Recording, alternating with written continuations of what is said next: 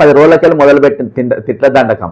అందరినీ కంప్లీట్గా కాంగ్రెస్ పార్టీ నాయకులను ఎవరెవరైతే తీర్మానం మల్లయ్యను గెలిపించిండ్రో వాళ్ళనే తిట్టుడు మొదలుపెట్టిండ్రు. ఎవరెవరైతే గెలిపించిండ్రో వాళ్ళనే తిట్టును మొదలుపెట్టిన. ఈ సబ్జెక్ట్ ఎందుకు చెప్తున్నాను, తిట్టిపించింది రేవంత్ రెడ్డి అని అంటున్నా. ఇక వీళ్ళతో పార్టీ పెట్టిపించింది ఎవరు, వీళ్ళతో పార్టీ పెట్టించింది ఎవరు, ఈ బీసీ ఉద్యమం చేపించింది ఎవరు, ఈ దొరసాని కల్వకుంట్ల కవిత దొరసానితోని, మరి ఈ చింతపండు నవీన్ పటేల్తోని వీళ్ళతోని పెట్టిపించింది ఎవరు అని అంటే, ఇదంతా పెట్టిపించింది డ్రామా నడిపించింది అంతా కూడా mister the great Revanth Reddy గారే పెట్టిపించింది. దేనికోసం పెట్టిపించిండ్రు ఇక చెప్తా.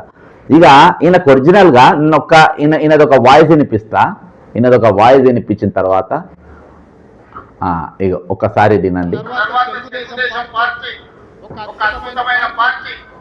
చాలా మందికి అవకాశాలు కల్పించిన పార్టీ, కొంతమంది కుట్రల వల్ల ఆ పార్టీ కూడా ఈ రోజు తెలంగాణలో ఒక సమస్యను ఎదుర్కొంటుంది. ఓకే, ఇది విన్నాం కదా. అంటే ఈయన ముఖ్యమంత్రి అయిన తర్వాత, కాంగ్రెస్ పార్టీ ఈయన పిసిసి అధ్యక్షుని చేసిన తర్వాత, ముఖ్యమంత్రి చేసిన తర్వాత, టీడీపీకి వెళ్ళి బయటికి వచ్చిన తర్వాత, టీడీపీతో అసలు ఎటువంటి సంబంధాలు అయిన తర్వాత, ఈయన ఊహించినటువంటి స్థాయి కాంగ్రెస్ పార్టీ ఇచ్చిన తర్వాత ఈరోజు ఎవరినో చేసుకొని ఎవరినో పొగిడినట్టు ఉంటుంది కదా సామెత. అది ఆ సామెత తినేది డాష్ తిండి పొగిడేది డాష్ పాట అని ఉంటుంది కదా. ఆ పాట ఆ డాష్ మీరు నింపుకోండి. ఆ తీరుగా ఈయన కాంగ్రెస్ పార్టీకి ముఖ్యమంత్రి అయి ఉండి, కాంగ్రెస్ ప్రభుత్వంలో ముఖ్యమంత్రిగా ఉండి ఈయన ఆ పార్టీని పొగిడే పరిస్థితి ఉందంటే ఈయన పేరు నారా రేవంత్ నాయుడు అన్నట్టు. నారా రేవంత్ నాయుడు లెక్కిన మాట్లాడుతుంది. ఇక ఈయన కుటిల ఆలోచనలు మొత్తం అంతా ఏంటంటే టీడీపీ చంద్రబాబు నాయుడు ఏ విధంగా పనిచేస్తే అదే విధంగా. ఇక బీసీ స్లోగన్ అంటే బీసీలకు రాజ్యాధీనం కావాలి, బీసీ ముఖ్యమంత్రి కావాలి అనేది ఎన్నికల ముందు వస్తే మనం ఈజీగా బీసీ ముఖ్యమంత్రి అయ్యేటోడు. కానీ ఈయన ముఖ్యమంత్రి అయిన తర్వాతనే బీసీ స్లోగన్ లేచే ప్రయత్నం చేసిండు. అది రేవంత్ ముఠా అందుకుంది. రేవంత్ ముఠా ఎవరెవరు? కల్వకుంట్ల కవిత, తీర్మానం మల్లయ్య. వీళ్ళు ఆయన ముఠాలో ఉన్నటువంటి సభ్యులు.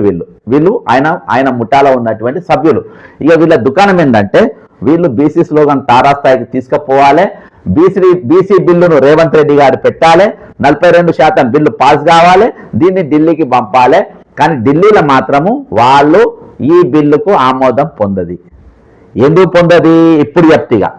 ఇప్పుడు దీని మీద రిజర్వేషన్ బిల్లు వచ్చింది కదా, కొంచెం జాగ్రత్తగా మీరు ఆలోచన చేయండి దయచేసి. చాలా ఇంపార్టెంట్ సబ్జెక్ట్ ఇది. మన ఎమోషనల్స్కు పోవద్దు. మనం ఇది వాస్తవమా కాదా అనేది మనం అర్థం చేసుకునే ప్రయత్నం చేద్దాం. ఇప్పుడు రెడ్డి జాగృతి అధ్యక్షుడైతే మనం రేవంత్ రెడ్డి కుటుంబ